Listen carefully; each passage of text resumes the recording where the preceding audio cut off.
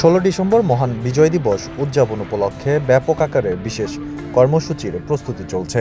আজ রবিবার বেলা 11টা থেকে তেজগাঁওয়ের পুরাতন বিমানবন্দরে শুরু হয় তিন বাহিনীর পৃথকভাবে প্রস্তুতিমূলক ফ্লাইপাস্ট মহড়া। এ সময় মহড়া দেখতে উপস্থিত ছিলেন সংস্কৃতি বিষয়ক উপদেষ্টা মোস্তফা সরোয়ার ফারুকী এবং তিন বাহিনীর ঊর্ধ্বতন কর্মকর্তারা। বিজয় দিবস যথাযথ মর্যাদায় পালনের জন্য কুচকাওয়াজ, বিমান মহড়া ও অন্যান্য আয়োজনের পাশাপাশি এবার সর্বাধিক পতাকা উড়িয়ে প্যারাশুটিং করে বিশ্ব রেকর্ড করার প্রস্তুতি নিল বাংলাদেশ। বাংলাদেশ সেনাবাহিনী, বিমান বাহিনী ও নৌবাহিনীর যৌথ উদ্যোগে স্বাধীনতার 54 বছর উদযাপনে 54 জন প্যারাট্রুপার পতাকা হাতে স্কাই ডাইভিং করেন। তিন বাহিনীর সদস্যদের পাশাপাশি এই ডাইভিংয়ে অংশ নেন বিডার নির্বাহী চেয়ারম্যান আশিক চৌধুরী।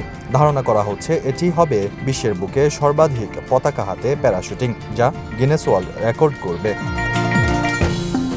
এর আগে গত সোমবার বিকেলে প্রধান উপদেষ্টার কার্যালয়ে বিজয় দিবস যথাযথ মর্যাদায় পালনের লক্ষ্যে একটি সভা অনুষ্ঠিত হয়।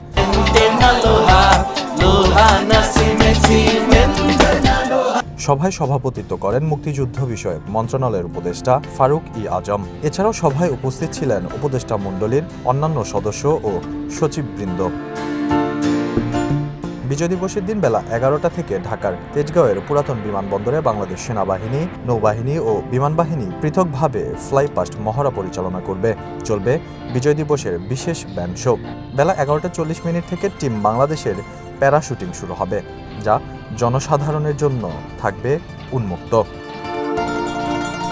দেশের অন্যান্য শহরেও তিন বাহিনীর ফ্লাইপাস্ট মহড়া পরিচালনা করবে। সারা দেশে সশস্ত্র বাহিনীর পাশাপাশি পুলিশ, বিজিবি, আনসার বাহিনী ব্যান্ড শো এর আয়োজন করবে এবং প্রতিটি আয়োজনই জনসাধারণের জন্য উন্মুক্ত থাকবে। এছাড়াও মুক্তিযুদ্ধ বিষয়ক মন্ত্রণালয়ের উদ্যোগে গত বছরের মতো এবারও দেশের সব জেলা উপজেলায় 3 দিনব্যাপী বিজয় মেলা অনুষ্ঠিত হবে।